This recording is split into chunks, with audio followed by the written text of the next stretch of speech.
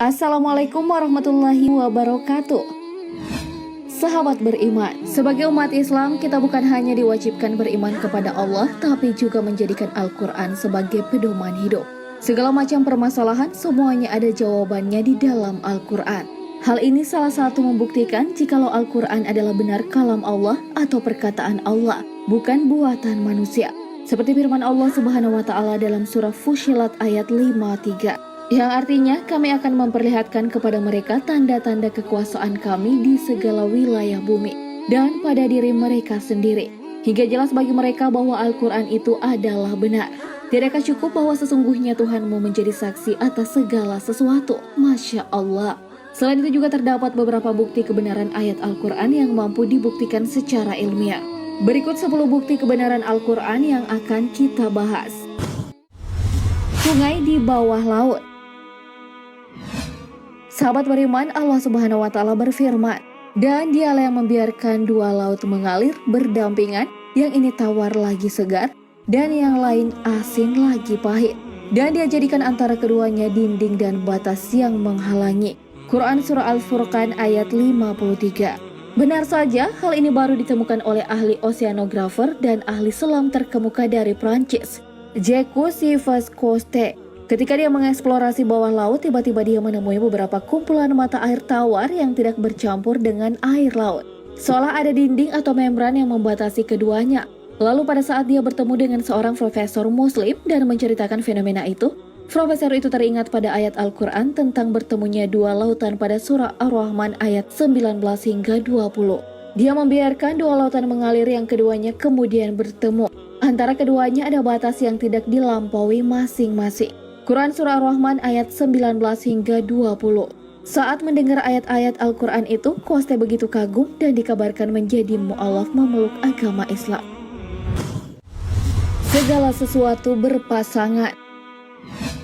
Paul Dirac adalah seorang ilmuwan asal Inggris yang berhasil melakukan penelitian dan membuktikan bahwa materi diciptakan secara berpasangan terhadap proton dan neutron dalam elektron.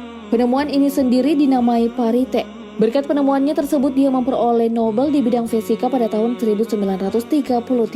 Dan sahabat beriman, tentang segala sesuatu berpasangan-pasangan telah dijelaskan jauh sebelumnya di dalam Al-Quran. Tepatnya dalam surah Az-Zariyat ayat 49 yang artinya, dan segala sesuatu kami ciptakan berpasang-pasangan, supaya kamu mengingat akan kebesaran Allah. Tumbuhan bertasbih. Al-Quran telah menjelaskan fenomena tumbuhan bertasbih dalam surah Al-Isra ayat 44 yang artinya, langit yang 7, bumi dan semua yang ada di dalamnya bertasbih kepada Allah. Dan tak ada sesuatu pun melainkan bertasbih dengan memujinya. Tetapi kamu sekalian tidak mengerti tasbih mereka. Sesungguhnya dia adalah maha penyantun lagi maha pengampun. Quran surah Al-Isra ayat 44. Dan hal ini telah diungkapkan di majalah sains terkenal, Journal of Plant Molecular Biologists, mengungkapkan hasil penelitian yang telah dilakukan oleh tim ilmuwan asal Amerika Serikat. Penelitian yang dipimpin oleh Prof. William Brown ini menemukan suara ultrasonik yang berasal dari tumbuhan. Iya, suara ultrasonik dari tumbuhan lalu diubah menjadi gelombang elektrik optik yang dapat ditampilkan ke layar monitor dalam bentuk rangkaian garis. Kemudian penelitian ini dilanjutkan oleh ilmuwan dari India yang beragama Islam. Dan saat diminta penjelasan, ilmuwan asal India ini membacakan surah Al-Isra ayat 44 tadi. Air susu ibu. Sahabat beriman, dalam dunia medis sangat disarankan untuk memberikan ASI eksklusif pada bayi hingga 6 bulan. Dan tetap memberikan ASI sampai bayi berumur sekitar 2 tahun baru kemudian dilakukan penyapihan. Padahal jauh sebelumnya Allah sendiri telah berfirman. Dalam surah Luqman ayat 14 Allah Subhanahu wa Ta'ala berfirman yang artinya, dan kami perintahkan kepada manusia berbuat baik kepada dua orang ibu bapaknya. Ibunya telah mengandungnya dalam keadaan lemah yang bertambah-tambah dan menyapinya dalam 2 tahun. Bersyukurlah kepadaku dan kepada dua orang ibu bapakmu. Hanya kepadakulah kembalimu. Maha benar Allah dengan segala firman-Nya. Manusia dari satu sperma. Pada saat sekolah kita telah diajarkan bahwa dari berjutaan sperma yang masuk ke dalam rahim, hanya ada satu sperma saja yang berhasil melakukan pembuahan. Juga dijelaskan para ilmuwan bahwa ada sekitar 250 juta sel sperma yang masuk ke dalam rahim wanita. Lalu sperma-sperma itu seakan berlomba dalam perjalanannya menuju sel telur. Sementara sel telur hanya menerima satu sperma saja untuk membuahinya. Hal ini tentu diketahui oleh para ilmuwan dalam kurun waktu beberapa abad yang lalu saja. Sedangkan dalam Al-Quran, Allah telah menjelaskan hal ini sejak sekian lama, 1400 tahunan. Sebagaimana firman-Nya dalam surah Al-Insan ayat 2, "Sungguh kami ciptakan manusia dari setetes mani yang bercampur, yang kami hendak mengujinya dengan perintah dan larangan. Karena itu kami jadikan dia mendengar dan melihat." Penentuan jenis kelamin. Penentuan jenis kelamin sebelumnya dipercaya ditentukan oleh kromosom wanita atau paling tidak memberikan campuran daripada kromosom laki-laki dan wanita. Namun berdasarkan penelitian terbaru para ilmuwan bahwasanya benar bahwa penentu jenis kelamin bayi adalah sel kromosom laki-laki. Hal ini sebelumnya telah dijelaskan oleh Allah dalam surah An-Najm ayat 45 hingga 46. Allah Subhanahu wa taala berfirman yang artinya, "Dialah yang menciptakan berpasang-pasangan pria dan wanita dari air mani apabila dipancarkan." Quran surah An-Najm ayat 45 hingga 46. Allah menjelaskan jika penentu jenis kelamin bayi berasal dari air mani yang dipancarkan.